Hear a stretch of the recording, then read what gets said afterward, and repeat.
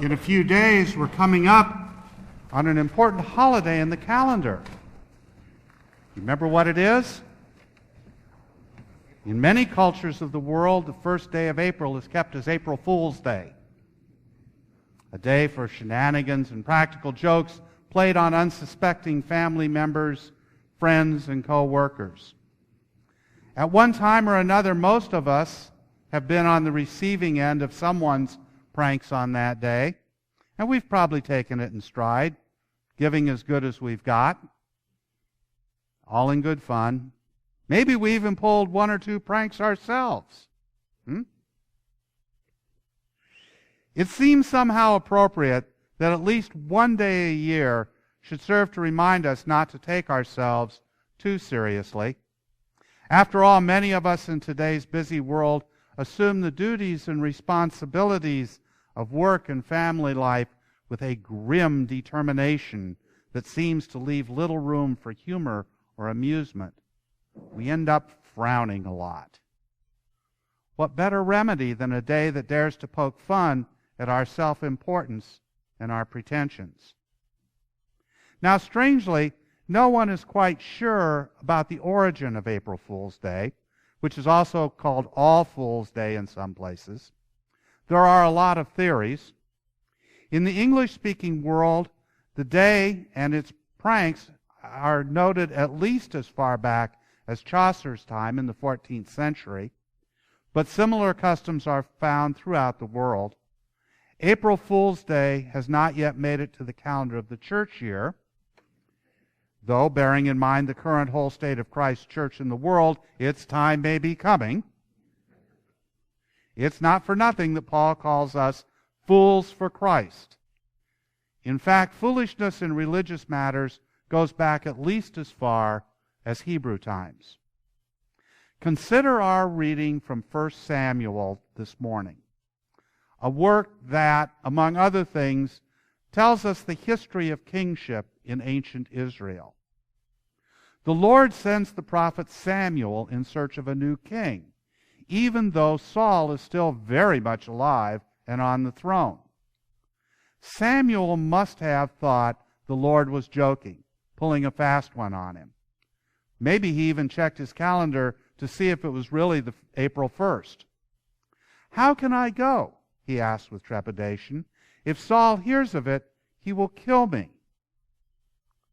Well, as it turns out, the Lord is not joking, and off Samuel goes on his implausible search for a new king. The story and its improbability, call it foolishness maybe, doesn't end there.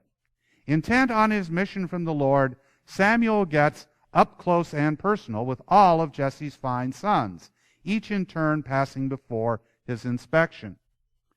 You could almost hear it as Beth was reading that lesson today, as each of them comes before Samuel, preening a little bit, standing up a little straighter, maybe straightening their bow tie. It's almost a burlesque, isn't it?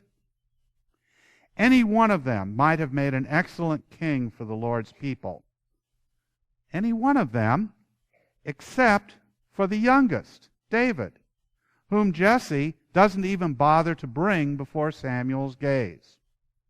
Too young, Jesse might have thought, too inexperienced and unschooled in the ways of the world, too much dirt under his fingernails. Yet, foolish and silly as it may seem, it's precisely David who is to be king. "Rise and anoint him," says the Lord without cracking a smile. This is the one. No fooling. In choosing David as king, Walter Brueggemann, the biblical scholar, says the Lord overturns the established order. David represents not only new leadership, he also represents in his youth, inexperience, and humble background the particular fondness of the Lord for those whom Brueggemann describes as the marginals of society.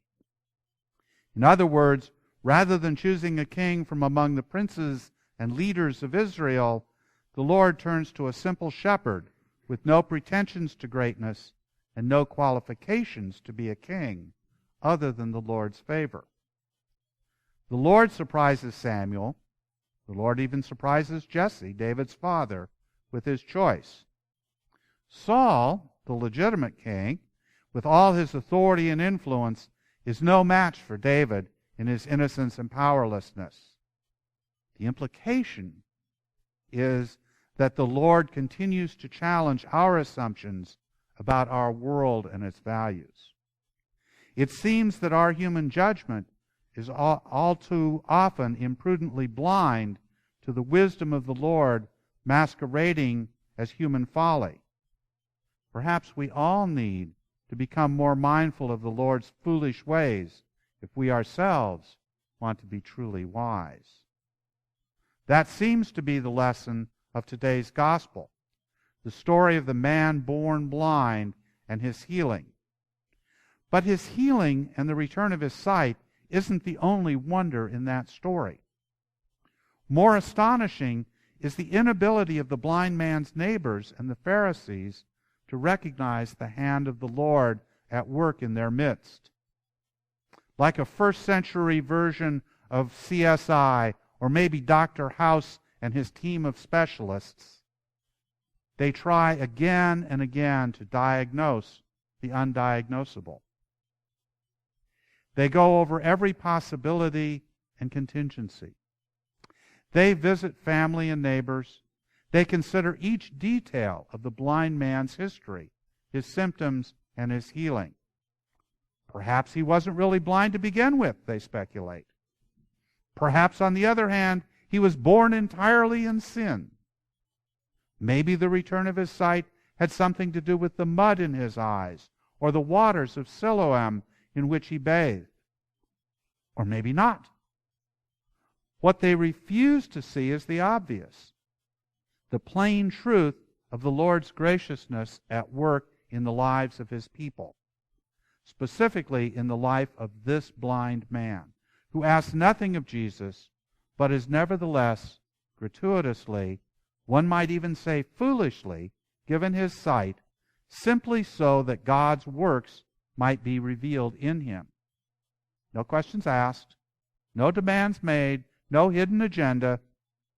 Then as now, it seems, the Lord loves to astonish us with his profligate ways. The tragedies and trials of today's world are, of course, not funny. No one would suggest that they are. Yet even in the midst of great human hardship, the Lord never stops smiling on us with the goodness and mercy which our psalm today speaks of. Whether it's in the emergence of the world into democracy, or in the small and unexpected miracles of heroism and rescue found in the midst of natural disasters, the Lord's benevolence and love remain as strong and certain as ever. In some circles, the fourth Sunday of Lent, that's today, is known as Laetare Sunday, a Latin term that means be joyful. We might find it odd that in the middle of Lent we should be encouraged to somehow rejoice. Yet the lesson is clear. For Christians, there's always a time and a reason to be glad and to smile. The Lord hasn't lost his sense of the miraculous in human life. He's not lost his sense of humor. Neither should we. So lighten up a little already. Sleep or awake, says the author of Ephesians, jolting us from mirthless complacency. Rise from the dead, he demands, and Christ will shine on you. And that, friends, is no joke.